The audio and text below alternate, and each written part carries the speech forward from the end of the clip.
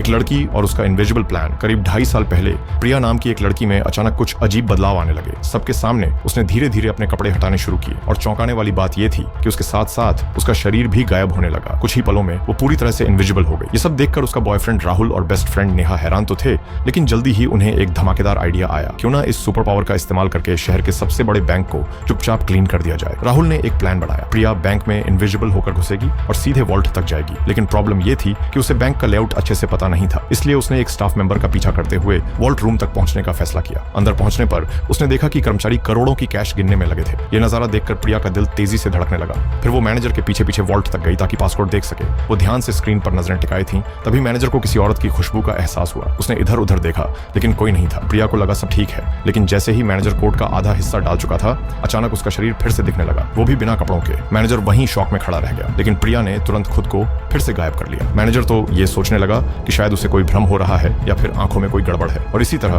प्रिया उस दिन की मुसीबत से बच निकली। रात को उसने दोबारा बैंक में एंट्री ली। इस बार वो पासवर्ड याद कर चुकी थी। वॉल्ट खोला, कैश बैग्स में भरा और खिड़की के पास जाकर एक एक करके नीचे गिरा दिया, जहां राहुल और नेहा पहले से तैयार थे। इस तरह इनविजिबिलिटी की ताकत का इस्तेमाल करके उन्होंने बैंक लूट ली और कुछ ही दिनों में दुनिया के सबसे अमीर लोगों में उनका नाम आ गया।